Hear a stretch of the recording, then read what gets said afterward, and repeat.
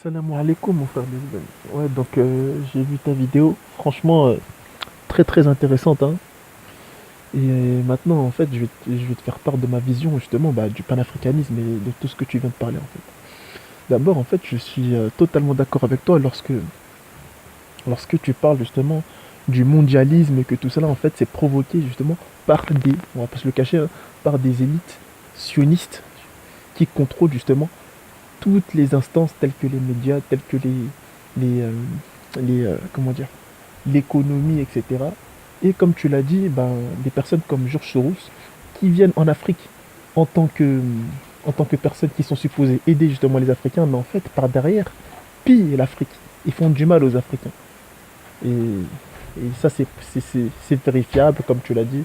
C'est pas être dans le théorie du complot de dénoncer cela. Donc voilà, je suis totalement d'accord avec toi par rapport à ceci.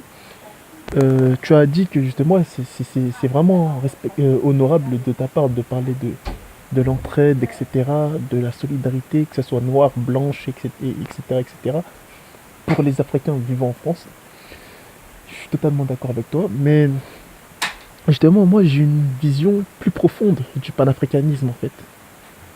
Parce qu'en fait, tu me dis que, justement, l'identité, tu me dis que l'identité, je pourrais pas la changer, etc. Mais mon frère, l'identité, elle a été inscrite, justement, par comment dire, par les frontières qu'ont imposées justement les élites occidentales. Est-ce que tu vois à la conférence de Berlin? Et c'est là que justement, c'est pour ça que moi maintenant je me dis que je dis que je suis un gagnant.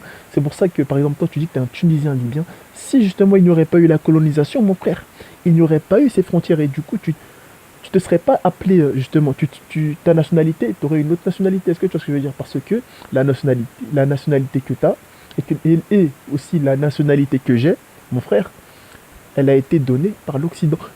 Justement, c'est pour ça qu'en fait, il faut transcender justement les frontières et, afin de se sentir africain. Parce qu'en fait, on ne s'est pas autodéterminer nous-mêmes, en fait.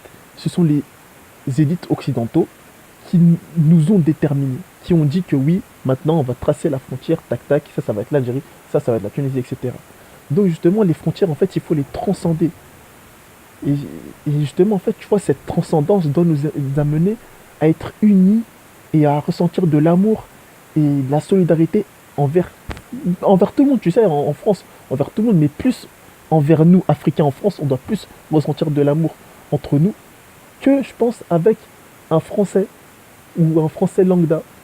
Même si peut-être, même si- ou sauf justement, ou sauf mon frère, ou sauf justement, si ce Français-là, eh ben, il est, c'est quelqu'un de bon, qui a un bon esprit, etc. Là, on peut le considérer aussi comme notre frère. Parce que tu sais, nous en Afrique, on a cette légende, partout en Afrique, hein, je fais pas distinction, on a cette légende de l'hospitalité. C'est que tout le monde, normalement de base, hein, tout le monde, lorsque un étranger vient dans notre terre, on l'accueille comme notre frère ou comme notre sœur. Est-ce que tu vois ce que je veux dire? Parce qu'on se considère tous comme comme des frères en fait à la base en Afrique. Et c'est pour ça que justement l'Afrique s'est fait coloniser. C'est parce qu'en fait elle a trop été gentille avec l'étranger occidental. Et, et justement lorsque les Portugais sont venus en Afrique, et ben ils ont profité de l'hospitalité africaine pour leur planter un couteau derrière le dos. Donc voilà tout ça. Donc c'est pour ça que justement tu vois, comme je te l'ai dit en fait, le panafricanisme en France, parce qu'il faut parler de notre situation en France, en fait, il faut en parler. Il faut en parler, par exemple, dans les vidéos, comme tu le dis, tu vois, c'est très très important.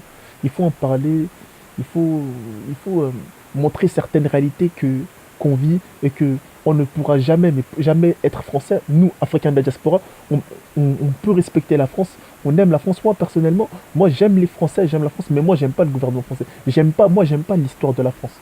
Parce que cette histoire-là, eh ben, elle a opprimé justement des peuples et aussi le peuple africain. Lorsqu'on regarde De Gaulle, lorsqu'on regarde Jules Ferry, lorsqu'on regarde tous ces personnages-là, eh ben, c'était des racistes purs. Mais pourtant, ils sont considérés comme des héros en France. Est-ce que tu vois ce que je veux dire? Mais c'était des racistes comme Hitler. C'est juste que justement, ils n'ont pas fait autant de meurtres, tu vois, mais ils avaient un peu la même mentalité, c'est-à-dire le sentiment supérieur. Euh, la- le, le sentiment de supériorité à un autre peuple. Ils avaient ça, en fait, cette mentalité. Les De Gaulle, les Jules Ferry, lorsque tu regardes leurs propos. Donc voilà quoi. Là, franchement, je suis désolé, je pourrais faire que 5 minutes. Franchement, il faut que je trouve une solution pour faire plus long parce que là. Ouais, donc voilà, en fait, du coup, tu vois, je suis d'accord avec toi totalement sur presque tout, tu vois, mais juste, notamment par rapport à, bah, à l'identité, comme on se l'est dit, comme je te l'ai dit, que en fait, c'est à nous de nous déterminer nous-mêmes, en fait. C'est pas à l'Occident de dire, ouais, toi, t'es un Africain du Nord subsaharienne. Non, c'est à nous, tu vois. Et justement, le panafricanisme, il est fondé